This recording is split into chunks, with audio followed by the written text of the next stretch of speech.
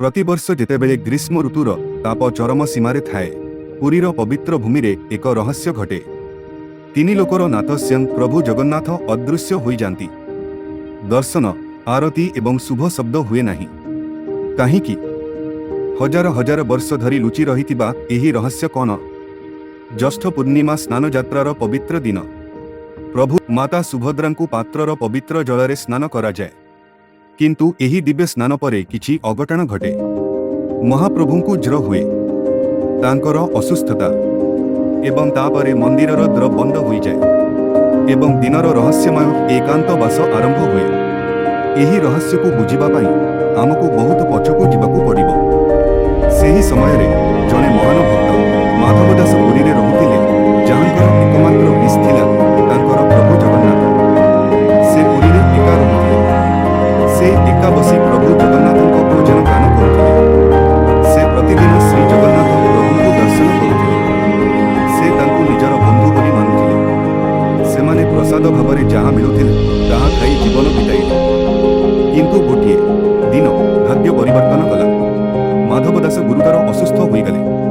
बांती, झाड़ा, ज्वर, शरीर संपूर्ण दुर्बल। से बसी मध्य पारु नथिले। प्रभु एबे केवल आपण मोर त्राणकर्ता।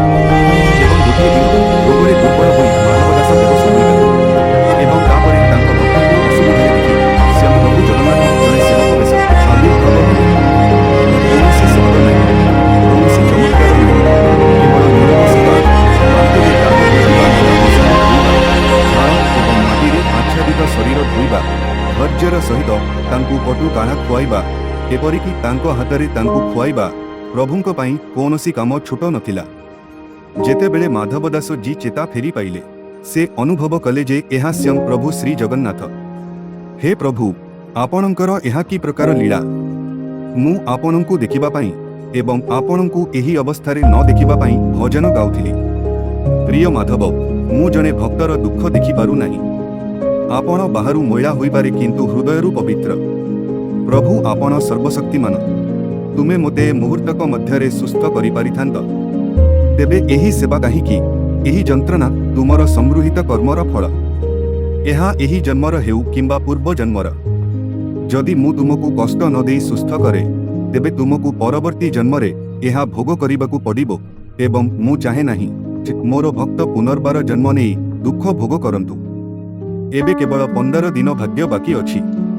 एहाकु सह्य कर एवं तापरे तुमे मुक्त हेब। ठीक अछि प्रभु, मु एहाकु सह्य करिबि, किंतु एबे तुमे मोर सेवा करिबो नाही। तापरे एक समाधान अछि। कोन समाधान प्रभु? मु एहा एठारे करिबि नाही, बरं श्री मंदिर जाई करिबि। तुमे सुस्थ हेब एवं मोते तुमर सेवा करिबाकु पड़िबो नाही। माधव दास कौन जानिथिले?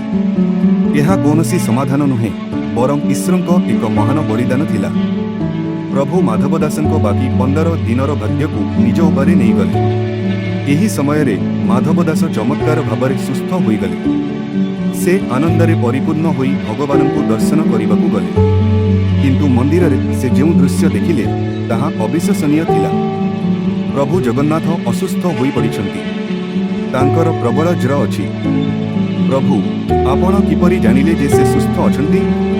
तुमे आसीबा पूर्वरु एक आकाशवाणी आकाशरु स्वर आसीथिला। मु एही परि जानि पारिली।